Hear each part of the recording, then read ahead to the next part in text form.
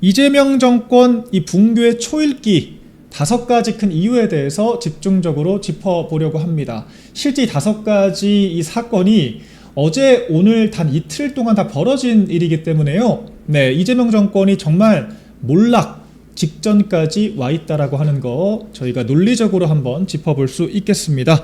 네, 내각에 대해서 하마평 인사들이 벌써부터 돌고 있습니다. 법무부 정성호 장관이 사표를 이미 내버렸기 때문에 후임 장관으로 박균택, 이건태 의원 등이 거론되고 있다라고 해요. 그리고 재정경제부에도 이형일 차관이 금융위원장으로 이동할 수 있다라고 얘기하고, 금융위원회에서는 이혁원 금융위원장이 사실상 경질될 수 있다. 그리고 권대영 부위원장이 승진할 수 있다라고 하는 얘기, 국토부 장관도 제가 교체가 될 가능성 높다라고 말씀드렸죠. 네, 그에 대해서도 얘기 나오고 있고요. 보건복지부도 박주민으로 바뀔 수 있다, 이런 이야기. 외교부도 조현 장관 교체되고 나서 송영길이 외교부 장관 전대 끝나면 갈 수 있다라고 하는 이야기, 박지원 의원의 입을 통해서 한참 돌았었죠. 그런 가능성 지금 계속 얘기가 나오고 있고요. 통일부 장관도 교체가 될 수 있고, 교육부 장관, 문체부 장관, 중소벤처기업부, 기후에너지환경부까지 전부 다 교체가 될 수 있다라고 하는 지금 하마평들이 이미 돌고 있습니다. 이게 말이 개각이지 이쯤 되면은 엑소더스다. 제가 왜 이런 말씀을 드리냐면요, 여러분들 제가 방금 언급드렸던 교체 대상 인사들, 이건태, 박주민, 이런 사람들, 그러니까 일부 정말 장관 한번 찍고 나가고 싶어하는 현직 국회의원들 제외하면요, 관료들을 제외하고는 사실상 유력 정치인, 그러니까 부처에 대한 통솔이 가능한 수준의 정치인들은 이미 이재명의 내각에 들어가고 싶어하지 않는다라고 하는 것을 엿볼 수 있는 그런 인사 하마평들이 돌고 있습니다. 우리가 길게 얘기할 것도 없이 정성호 장관부터 사실상 이재명 난파선에서 탈출하기 위해서 거듭거듭 사의를 표했고 기어이 사표를 제출을 했다라고 하는 소식을 전해드렸기 때문에 지금 들어가는 사람들은 정말 순장조로 들어간다고 봐야겠죠. 이재명 공소 취소하려고 지금 들어가는 것밖에 안 됩니다. 그렇다라 그러면 이재명의 연임이라고 하는 온팡진 꿈을 달성하는 게 아니고서야 사실상 이번 정권 끝남과 동시에 함께 각종 사법 리스크에 휘말리게 될 텐데, 지금 이재명 정부가 그렇게까지 몰락했다라고 하는 거 일단 짧게 좀 짚어드리고요. 자, 지금 내각만 불안정한 게 아니죠. 엑소더스만 이뤄지고 있는 것이 아니라 지금 내각의 장관급들끼리 52시간제를 어떻게 할 것이냐, 노란봉투법을 어떻게 할 것이냐, 사사건건 반목하고 있죠. 전혀 대통령의 컨트롤이 닿지 못하고 있는 그런 모습입니다. 내각이 정상적으로 작동하지 못하고 국무위원들이 들어 누웠다라고 하는 거, 레임덕의 전조 정상이라고 하는 거, 전조 증상이라고 하는 거, 굳이 길게 설명드릴 필요도 없겠죠. 자, 두 번째는요, 여러분들 어제 MBC 100분 토론에서 이재명이 임명한 국민통합위원장 이석연 국민통합위원장이 이재명을 향해서 탈당하라고 이야기를 합니다.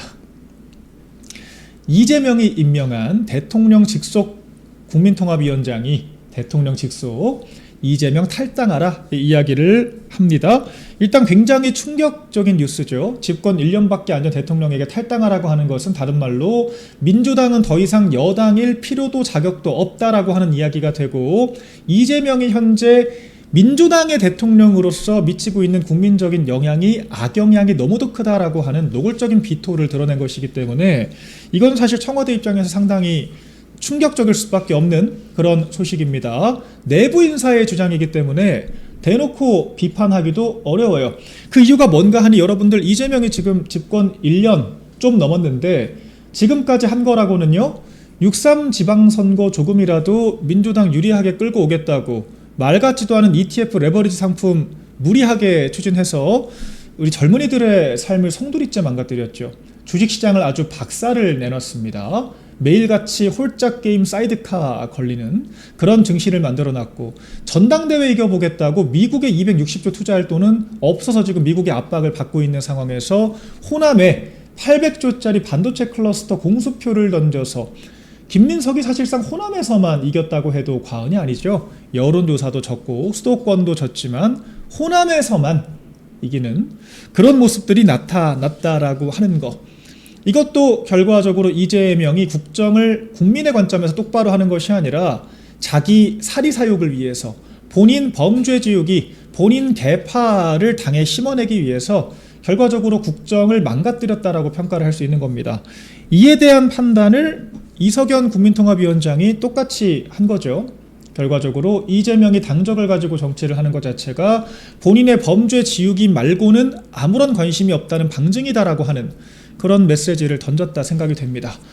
본인이 임명한 국민통합위원장이 본인에게 탈당하라고 한다. 이것도 사실상 이재명 정권 붕괴 초읽기에 강력한 증거가 되죠. 자, 지금부터는 조금 딥하게 짚어보겠습니다.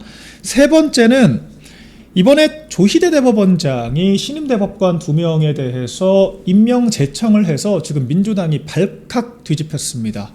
이게 민주당 입에서 관례라고 하는 이야기가 나오니까 좀 당혹스럽긴 해요. 여러분들 민주당이 언제 관례를 지켰던 적이 있나요? 관례를 지키는 정당이었다면 지금 민주당 법사위원장 서영교 법사위원장이 그 자리에 있을 수가 없겠죠. 지금까지 국회 관례상으로는 다수 의석을 가진 정당이 국회의장을 차지를 하면 법사위원장, 법이 통과되기 위한 1차 관문인 법사위원장은 상대 정당에게 주는 것이 관례였습니다. 통상 야당이 법사위원장을 맡아서 견제 역할을 할 수 있도록 하는 것이 관례였어요. 그런데 민주당이 그와 같은 약속 지켰습니까?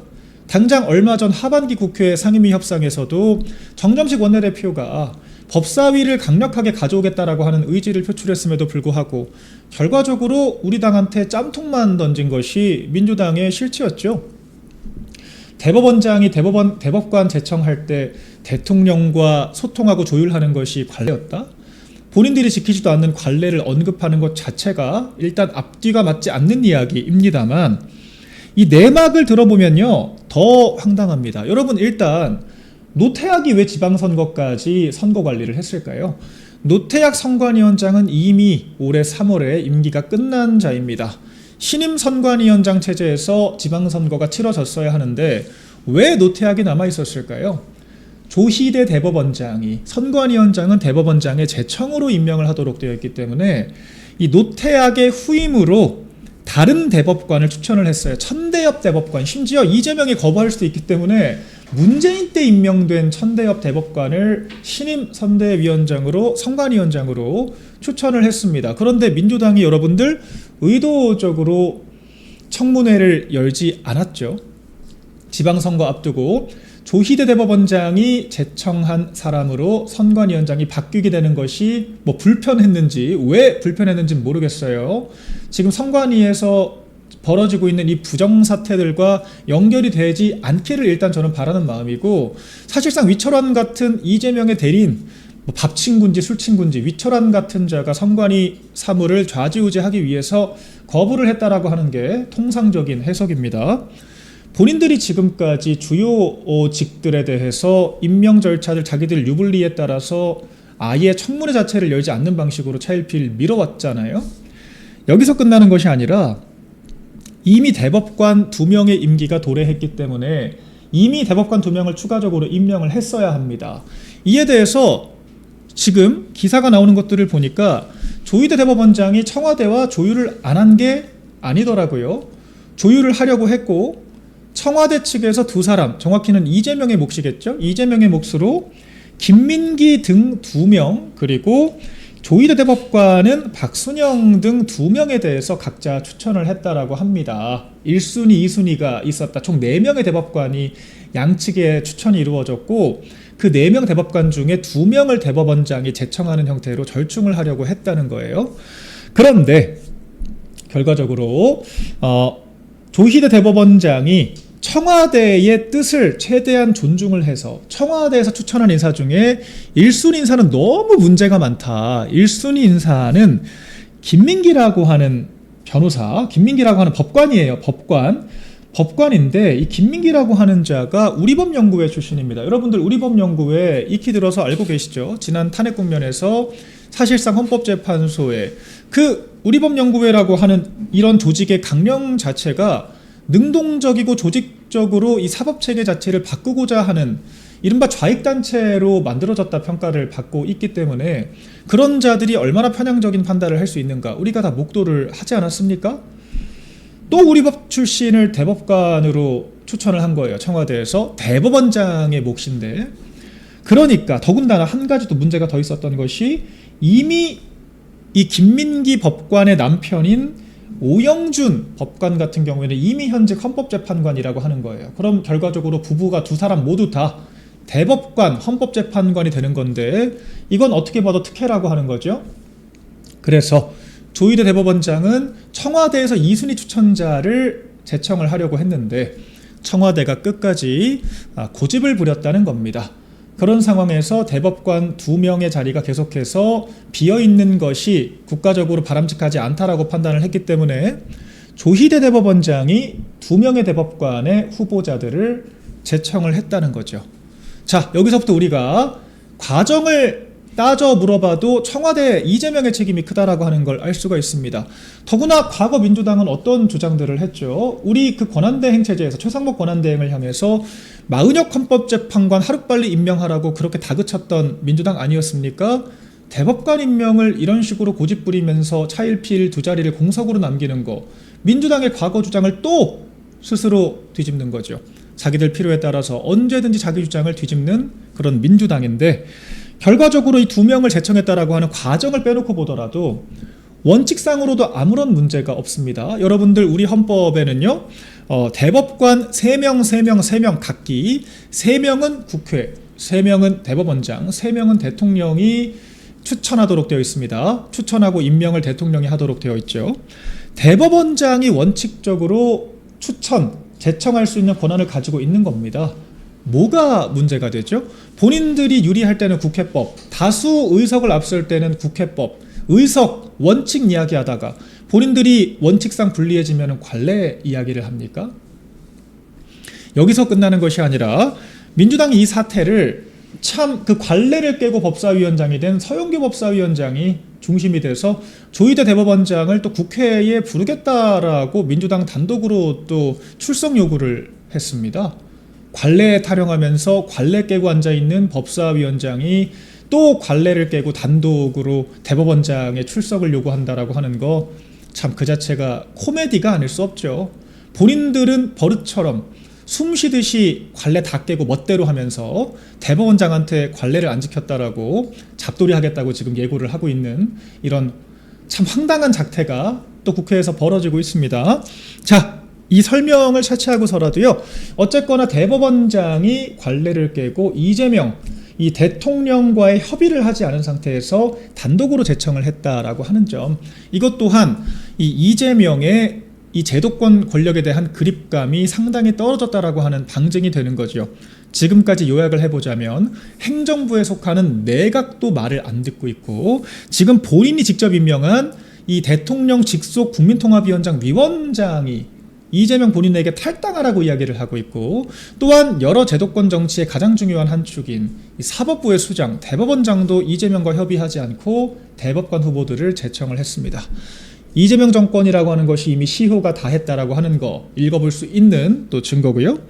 네 번째는요, 이게 오늘 아마 가장 중요한 이슈가 되지 않을까 생각이 되는데, 미국입니다. 미국. 여러분들, 지금 우리 안보가요, 정말 파탄 직전에 있습니다. 오늘 이 조현 외교부 장관을 비롯해서 안규백 국방부 장관, 주요 이 내각 부처 관계자들이 국회 출석해서 질의를 받았습니다. 각자 말이 다 달라요. 다 다릅니다. 정동영은 한미연합훈련이 축소돼서 이 북한과의 관계 개선을 기대한다라고 하는데, 조현 외교부 장관은 이 문제에 대해서 이 미셸 스틸 주한대사를 초치를 했다라고 해요. 항의를 했다라고 합니다.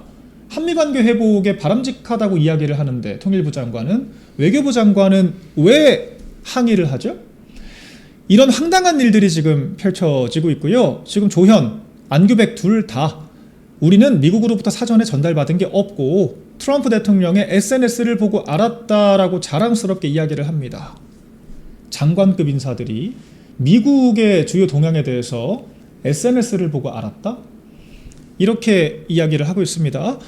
저희가 어제 이 한미 동맹, 이 한미연합훈련 축소의 동향에 대해서 좀 간접적으로 보도화되기 전에 미리 여러분들께 정보를 제공해 드렸는데요. 오늘 그와 같은 내용들이 지금 본격적으로 나오고 있거든요. 한참 훈련 준비하던 미국군이 돌연 훈련장을 떠나는 그런 장면들, KBS 등 지상파에서도 굉장히 충격적인 뉴스로 보도가 됐습니다. 미국군이 떠나고 황량한 우리 국군훈련소 장소에 대해서 이 우리 국민들께서 이런 장면 보면요, 얼마나 불안하시겠습니까? 한미동맹이 흔들린다라고 하는 건데, 그뿐만 아니라 지금 이 미국에서 안규백 장관의 전작권 환수 94% 완료됐다라고 하는 발언 등에 대해서도 수차례 항의를 했다라고 하는 사실도 전해지고 있습니다. 그런 것들은 양국이 지켜줘야 될 기밀 정보인데 94%에 대해서 안규백 장관이 이야기하는 것 자체도 미국 측의 항의를 받았다라고 하는 것이고요. 지금 이미 통일부 정동영 장관의 이 북한 핵 관련 이 기밀 정보 유출 때문에 북핵 관련 정보는 이미 제공을 못 받고 있는 그런 상태죠. 안보 파탄 위기인데 결과적으로 트럼프 대통령의 내가 김정은과의 관계를 주도하겠다, 한미연합훈련을 줄이겠다라고 했던 것이 이재명 정권에 대한 팔싱 의지를 노골적으로 밝혔다라고 하는 게 여러 조치들을 통해서 드러나고 있는 겁니다.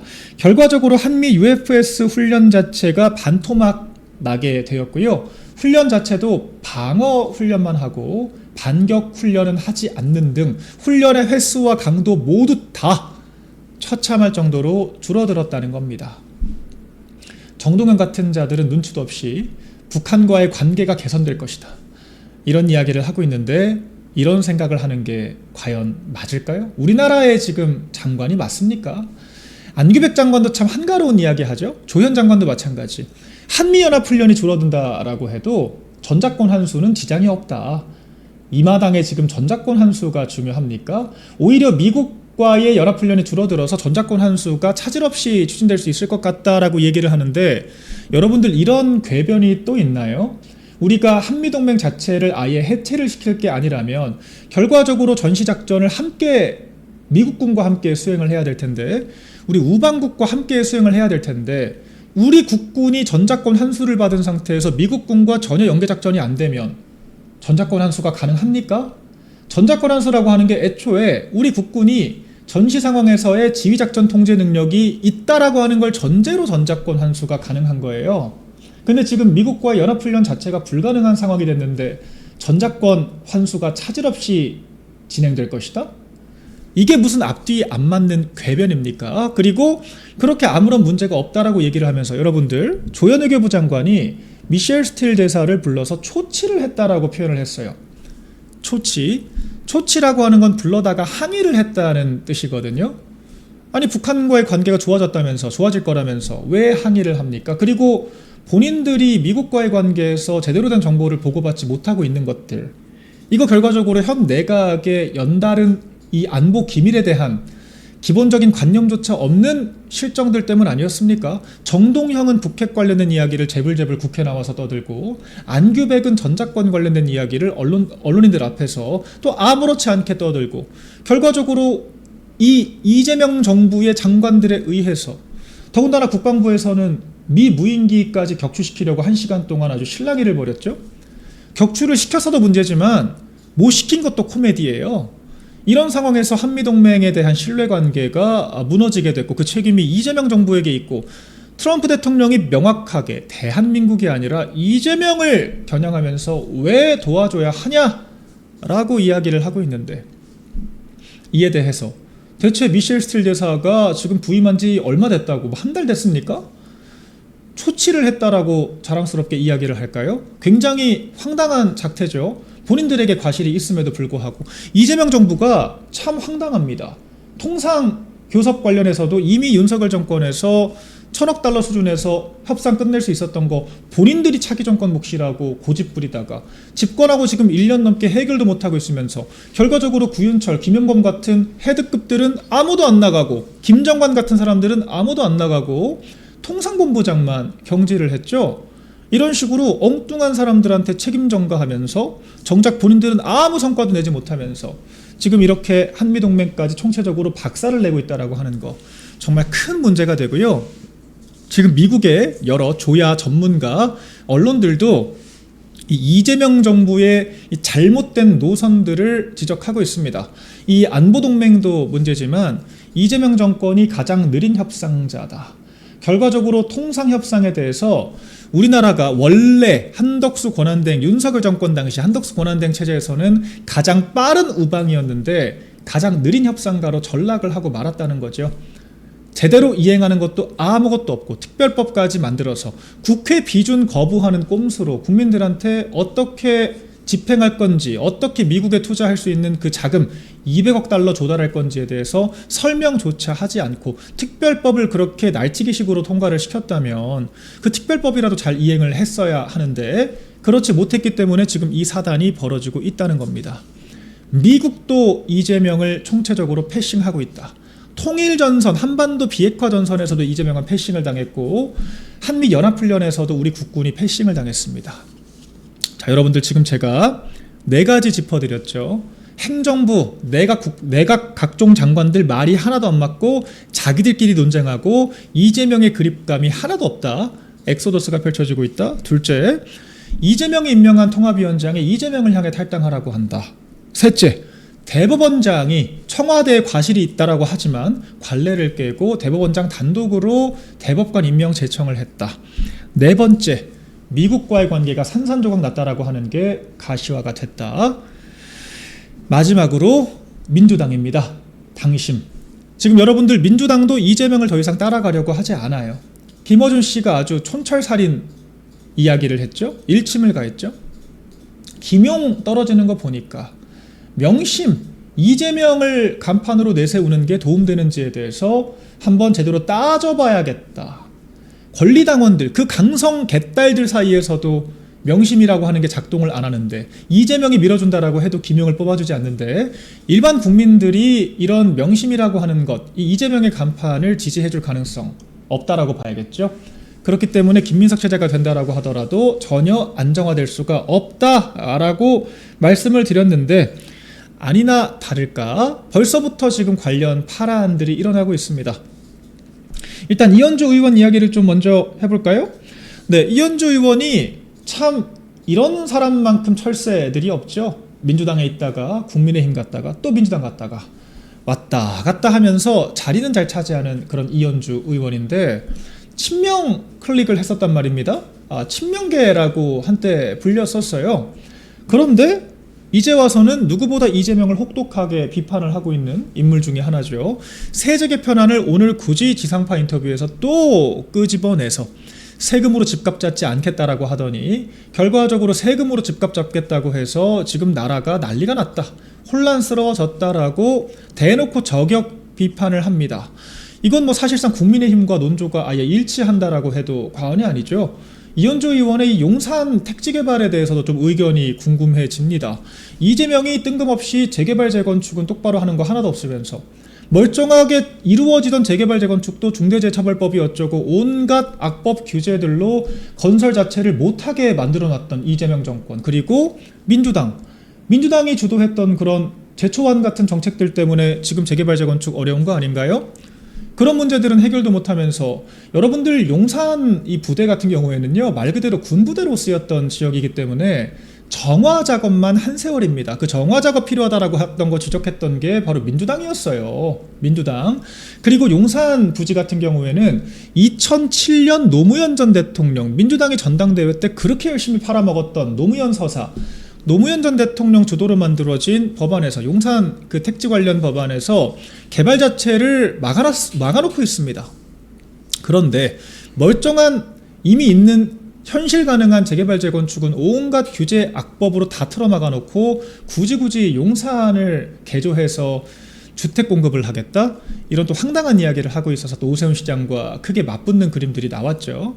민주당에도 이제 이와 같은 이재명의 말 같지도 않은 무빙에 대해서 비판하는 사람들이 커지고 있다라고 하는 거고 당에 대한 컨트롤 자체가 불가능해지는 단계가 오고 있다라고 하는 거예요. 자, 한 발 더 나가서 지금 김민석 당대표가 됐죠. 이 김민석이 참 첫 최고위 이 회의 때부터 최고위 발언 때부터 많은 논란들을 낳고 있습니다. 크게 2가지 정도 짚어볼 텐데 일단은 참 우리 재래식 미디어들은 민주당에는 관대해요. 우리가 이따 국민의힘 징계 얘기도 하겠지만 민주당에서도 지금 징계, 내가 이기면 정청래 너 징계라고 하면서 여러분들 치열하게 싸웠던 거 기억하실 텐데, 그걸 떠나서 최고위 내부의 발언들이 외부에 유출될 경우에는 지위고하를 막론하고 퇴출시키겠다라고 하는 이런 이야기가 나옵니다. 우리 당에서 당대표가 이런 이야기하면 또 제왕적 당대표가 어쩌고 이야기를 하면서 탄압한다라고 이야기를 하겠죠. 우리 당에서는 참 최고위원들이 배짱도 커요. 누군지는 모르겠습니다만 윤리위원들, 비공개가 원칙인 윤리위원 명단까지 문화일보에 유출시켜서 그 문화일보에 유출된 그 기사 내용을 이현종 씨가 캡처를 따가지고 방송을 하는, 누굴까요? 이런 장면들이 펼쳐지고 뭐만 하면은 비공개 최고위 회의 내용들이 전부 다 유출이 되고 이견이 표출되고, 우린 그러고 있는데 민주당은 첫날부터 친청계의 최고위원들한테 이렇게 일가를 하죠. 내부 정보 유출되면은 퇴출시키겠다. 이건 뭐 단순 징계를 하겠다는 걸 넘어서 차기 공천에서도 배제를 하겠다라고 하는 강력한 사인을 익히죠. 이런 게 바로 제왕적 당대표가 아닐까 생각이 되고, 당연히 친청 그룹들은 강하게 반발을 할 수밖에 없겠죠. 당권 잡자마자 어쨌거나 친청 그룹들을 당원들이 더 많이 지지를 했기 때문에 3대2 최고위 구도가 이루어진 것이고, 여론조사에서도 정청래가 이기지 않았습니까? 이런 구도들을 봤을 때 김민석 당대표가 이렇게 훈수 큰소리칠 그런 재계는 아닌 것 같은데, 결과적으로 군기반장 역할을 하겠다라고 해서 벌써부터 분란의 씨앗이 싹트고 있죠. 징계 정치하겠다라고 하는 거. 네, 그리고 또 두 번째로는요, 이 아까 저희가 말씀드렸던 조희대 대법원장에 대해서 이게 참 언제적 철진한 레토릭인지 모르겠는데, 이게 뭐 거의 학생운동 때 그 대자보 쓰던 그런 감성인가 봐요. 저 같은 젊은 층들은 도저히 이해할 수 있는, 뭐 국민들이 대궐기를 해서 조희대를 끌어내리기 위해서 뭐 행진을 할 것이고, 이건 여러분들 직접 한번 읽어보셨으면 합니다. 너무 표현부터가 촌스럽고 구시대적이고 앞으로 어떤 식으로 민주당이 정치를 할지가 뻔히 보이죠. 여러분들 지금 민주당은 여당입니다. 집권 여당. 국정을 책임지고 수행을 해야 되고, 조희대 대법원장과 유기적으로 소통할 책임도 정부 여당에게 있어요. 결과적으로 본인들이 어깃장 부리다가 시기를 놓쳐서 본인들이 지키지 않는 그 관례에 대해서 조희대 대법원장이 원칙에 따라서 일처리를 한 건데, 지금 뭐 국민들이 뭐 어마어마한 분노로 화답을 할 것이고, 뭐 온 국민이 서명을 할 것이고, 온 국민이 궐기를 하고 스티커를 붙일 것이다. 이거 참 한동훈 씨 화법 보는 것 같기도 한데, 이게 좀 좌파 성향의 인물들은 말투부터도 비슷한가 봅니다. 그래서 이렇게 온갖 미사여구를 다 붙여서 대단한 일인 것처럼 지금 침소봉대를 하고 있습니다만, 정신들 좀 차리세요. 대법원장이 이 헌법상 명시된 자신의 권한을 행사하는 게 왜 문제가 됩니까? 오히려 그 대법원장의 헌법상의 권한을 지금 침탈하려고 하는 민주당과 이재명이야말로 탄핵 사유라고 하는 거를 좀 아셔야 될 것 같아요. 헌법 수호에 대한 의지가 없는 것이 탄핵 사유가 됩니다. 헌법 수호 의지, 대법원장이 헌법에 따라서 임명 제청을 한 것을 이재명 청와대가 비토를 하고 민주당이 난리를 친다? 이것만큼 명확한 탄핵 사유가 있을까요? 지금 세태 파악을 좀 하셔야 될 것 같고, 지금 국민들이 열받아 있는 건요, 제가 앞서 쭉쭉 설명드렸던 이 경제, 부동산, 증시, 재개발 재건축은 패대기 치고 또 용산에 무슨 부대를 활용하겠다라고 하는 이런 해괴한 주장들, 그리고 지금 안보 파탄, 한미동맹 위기, 관세 위협들, 이런 것들 때문에 우리 국민들은 지금 화가 머리끝까지 치솟아 있습니다. 그래서 20대들은 선행지표라고 할 수 있는 가장 유연한 세대인 20대, 30대, 특히 20대들은 김어준 조사에서도 이재명에 대한 부정평가가 80%가 넘는다라고 하는 거 아니겠어요? 이런 냉정한 현실을 인정하지 못한 상태에서 이런 주장을 펼치고 있다라고 하는 거, 제가 김민석이 당대표가 돼도 크게 나쁠 게 없다라고 여러분들께 말씀을 드렸습니다. 오히려 정청래가 되면 이재명과 디커플링 전략을 펼칠 수가 있기 때문에 이재명을 욕하더라도 민주당은 지지할 수도 있을 여지가 있다라고 말씀드렸지만, 김민석 같은 자들은 이처럼 청와대 말 같지도 않은 주장에 부화내동하면서 커플링, 결을 맞출 것이기 때문에 이재명과 동반 추락할 수밖에 없다 설명을 드렸고, 그런 장면이 첫 최고위 회의에서부터 더 많은 당원들이 선택한 최고위원들 겁박하는 것을 시작으로 벌써부터 펼쳐지고 있다. 네, 그래서 5번째, 당심조차 이재명에게 웃어주지 않는다. 당조차 제대로 컨트롤할 수가 없는 지경까지 왔다라고 하는 겁니다.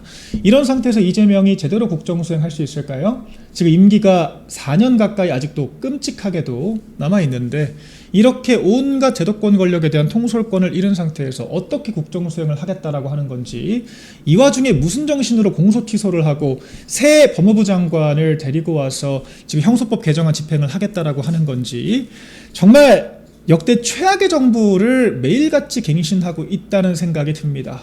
노무현 문재인 정권도 정말 심각했지만 이 정도 수준은 아니었던 것 같아요. 문재인은 차라리 아무것도 안 했으면 안 했지, 몇 가지 했던 것들이 크리티컬하게 나라를 말아먹어서 문제였던 거지, 지금 이재명처럼 자기 범죄 지우기 하겠다고, 당장 지방선거 이기겠다고, 당장 전당대회 이기겠다고 수백조 공수표 날리고 증시에 수십조 피해 끼치면서 이따위 막장 국정을 하지는 않았던 것 같습니다. 이재명이라고 하는 자가 우리 국가를 얼마나 지금 심각하게 훼손시키고 있는지 정말 적나라하게 드러나고 있는 장면들이고요. 불행인지 다행인지 지금 이재명 주변에 있는, 지금 제도권에 있는 이 주요 관계자들조차 이재명에 대해서 대놓고 비토를 보이고 있는 그런 상태다 말씀드리고, 종합적으로는 우리 국민의힘만 잘하면 될 것 같습니다. 저희가 정권교체 꽤 많은 능선을 넘어왔다라고 생각이 되는데, 결과적으로 이 베네수엘라 엔추파도스 같은 그런 정당이 되지 않으려면 우리가 제대로 각성하고 단일 대우로 투쟁해야겠죠. 당대표와 싸울 게 아니라 이재명과 싸워야 됩니다.